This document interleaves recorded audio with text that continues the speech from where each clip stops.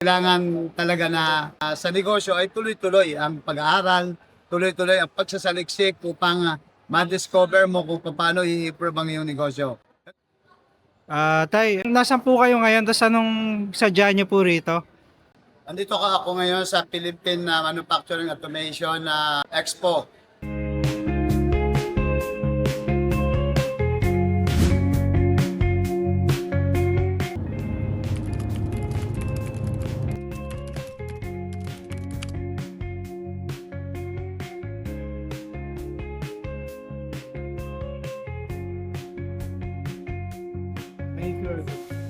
Maganda yun. Hindi, meron na kaming nang gagawin ko din. Enjoy the explanation tayo.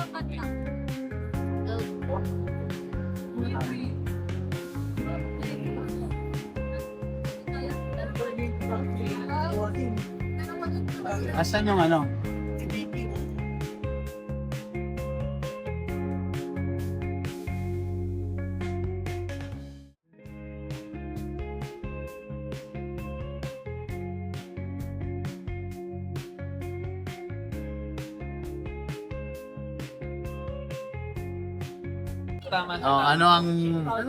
ang pwede mong ibenta sa akin para maging automatic na yung ko? Yun, sir, ito yung main product namin, yung controller namin, PC-based controller. So, pwede pa siyang i-wire yung mga valves para sa control ng pneumatics, mga cylinders, gano'n.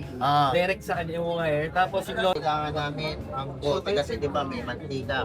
Tama na Natin may mantika, may volume, meaning. Yes po. Paano niyo mo-control yun? Yan. Bawa. For example, galing application natin. How much kung second year since the basic one for the trucks lang is 30 years. Testing. Pero if Yung mga logo na Pwede sir. Pwede tayo mag-color. may color. Kano yung cost niya, di ba, sa isang isang harap lang. Paano ang harap sir? Pero may Meron pinag-ito sa- sa net. Ano to? Ang label o Yes, sir. Barcode. So yung mo para lang dito sa compressor. Ano po? Pagos, ganun. Nice. Nice. Metric. Okay. Barcode scanners po. Nice. So, i-fill natin. So, may timer. Timer yun, pupuno. Puno na siya. After puno, ipipick. Papunta na doon sa packet. Ganyan yung mga yan. So, yan sir yung mga component na kailangan natin. So, kailangan natin sukatin yung design. I-design muna natin kung ano yung conveyor. Gano'ng kalaki. Gano'ng Player ka rin. wala sir. Baka ano kami na. Partner na magawa ng mga mechanical part. Then, more on sa pneumatic parts. Ito ko sabihin, ano ang expert? Ano sir, more on sa sizing up nito, programming, then yung hardware po na gagamitin. Pneumatic. Opo. Kaya mo? Opo. Sa akin ka muna, mga 2 linggo. Gagawin nyo. Until naka-sequence yan, so ipipick niya through grippers. Then ilo-load natin doon sa susunod na component. Schedule mo na yung punta sa amin, specs, para makabili kami ng ng Magsa-size up tayo sa unang machine.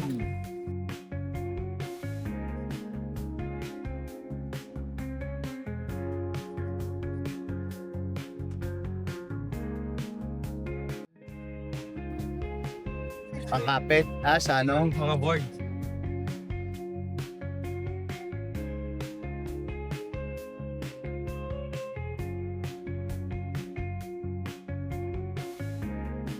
Pumunta ako rito kasi yung isang anak ko na nagmamanage ng na balitaan niya na meron niyang expo ngayon na tingin niya kakailanganin namin doon sa aming repacking business na kung saan iniisip niya na i-automize ang filling ng cooking oil.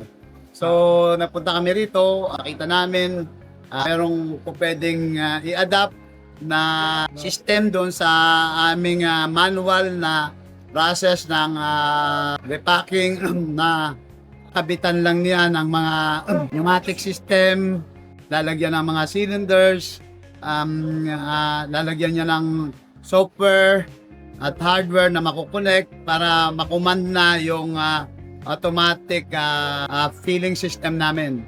So mahalaga ang pag-attend natin dito sa mga expo nito dahil lang may mga bagong technology tayo na matutuklasan at para i-improve natin ang ating mga negosyo at meron din mga ibang opportunity na pwede nating makuha rito dahil na mabilis nga ang pag-evolve ng digitalization, ng automation.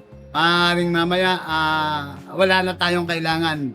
Instead na gumamit tayo ng 20 tao, isa na lang yan. So, kailangan talaga na sa negosyo ay tuloy-tuloy ang pag-aaral, tuloy-tuloy ang pagsasaliksik upang ma-discover mo kung paano i-improve ang iyong negosyo. Ganun lang at sana ay lahat tayo ay matuto at huwag tumigil ng pag-aaral at pananaliksik para tayo ay umunlad lahat sabay-sabay.